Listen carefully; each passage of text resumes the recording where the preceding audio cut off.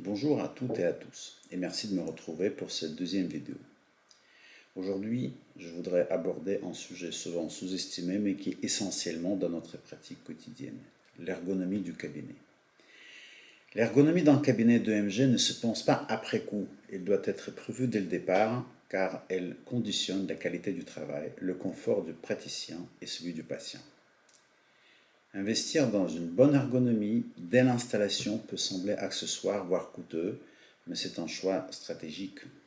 Quand on réalise entre 10 à 15 électromyographies par jour, la fatigue physique peut s'installer rapidement si le poste de travail n'est pas parfaitement adapté.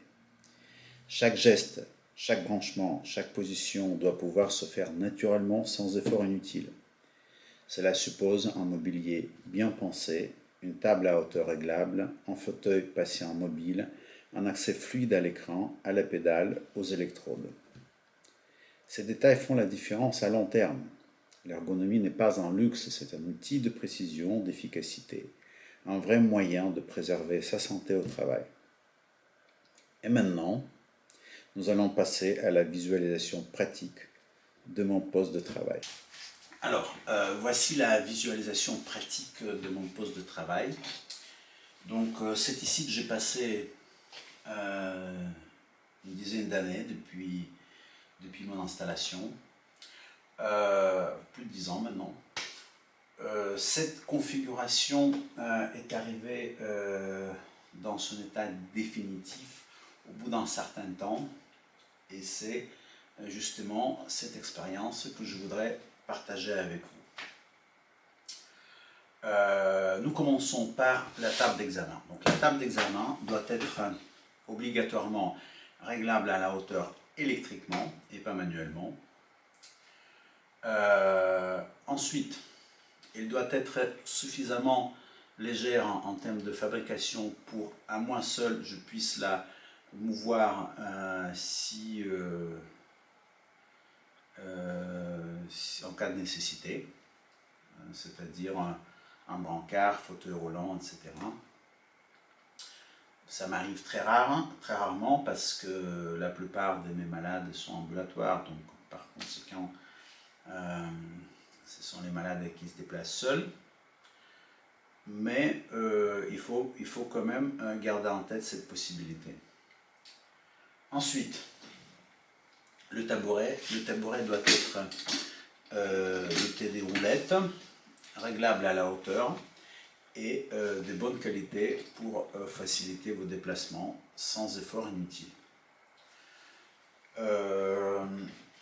Ensuite, la table où est placé votre équipement doit être dotée également des roulettes, mais avec le stop pour pouvoir bien évidemment mouvoir la table avec votre machine en fonction des conditions d'examen, mais aussi pouvoir stopper la table pour éviter le mouvement accidentel. Les éléments techniques, le câblage, j'en parle pas dans cette vidéo, ce sera une autre vidéo dédiée. La boîte de gants non stériles pour la partie détection, je conseille vivement. Alors, cette configuration permet de réaliser l'EMG facilement pour les membres inférieurs sur un malade allongé.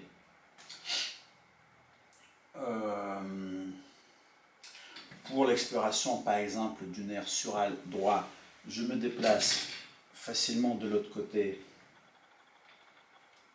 La boîte de mon EMG se déplace assez facilement et reste dans la position nécessaire pour pouvoir travailler. Et facilement, ça revient en arrière et ça reste sans bouger. Le pédalier sous le pied droit, bien évidemment, tout est là, tout est confortable, y compris l'accès à tout ce qui est câblage, terre, électrode de stimulation, etc. Ensuite, poubelle,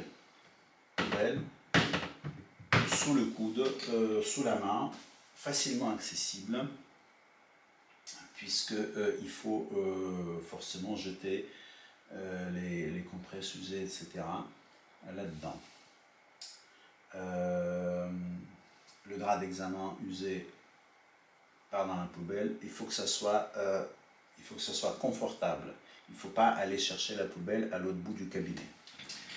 Cette étagère, c'est un élément extrêmement important puisque là, ici, vous avez les électrodes membres inférieurs, les électrodes membres supérieurs, les électrodes aiguilles pour les potentiels sensitifs dans des situations particulières. On en reparlera plus tard. Les compresses, en quantité bien évidemment suffisante pour ne pas aller les chercher alors que vous avez un enseignement à gérer. Quelques matériels d'hémostase à côté.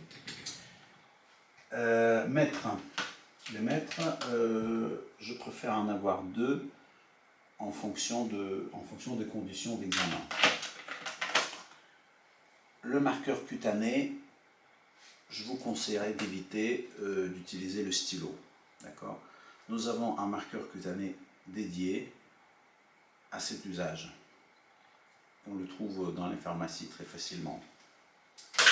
Ensuite, les électrodes autocollantes, bien sûr. Les antiseptiques, je vous conseille d'en avoir 2 pour des raisons d'allergie. Bien sûr, vous allez tomber plus facilement sur une allergie à l'iode, mais j'ai déjà vu une allergie à la biseptine. Donc j'étais bien content d'avoir deux antiseptiques de types différents. Ensuite, la pâte abrasive, absolument à avoir dans l'arsenal du matériel.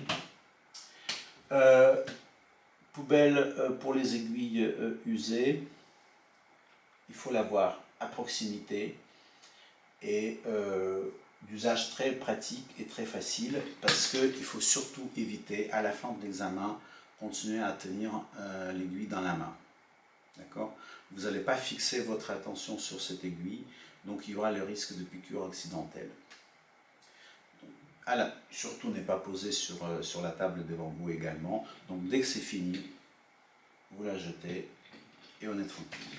Ensuite, le drap d'examen. Le drap d'examen bleu. Pourquoi bleu et pas blanc? Parce qu'il y a cette partie plastifiée. Quand vous faites l'examen de détection, susceptible de provoquer les micro-saignements, vous ne risquez pas de tacher les vêtements de votre malade, ni vos surfaces d'examen. Et le dernier élément extrêmement important, c'est les points d'eau chaude et d'eau froide. Pourquoi? Parce que c'est nécessaire pour se laver les mains, bien évidemment. C'est nécessaire pour mouiller la terre et les électrodes, mais aussi pour ceux qui travaillent dans les endroits où il fait froid en hiver, comme moi d'ailleurs ici. Les malades, quand ils arrivent les mains gelées, ça va ralentir les vitesses et ça va fausser votre examen. Il faut que vous ayez un moyen facile à réchauffer les surfaces cutanées, donc il vous faut un point d'eau chaude. Voilà, on a fait le tour sur l'ergonomie. S'il vous reste des questions, n'hésitez pas. Dans d'autres vidéos, on va consacrer le temps nécessaire pour les éléments techniques, le câblage, les électrodes aiguilles, etc.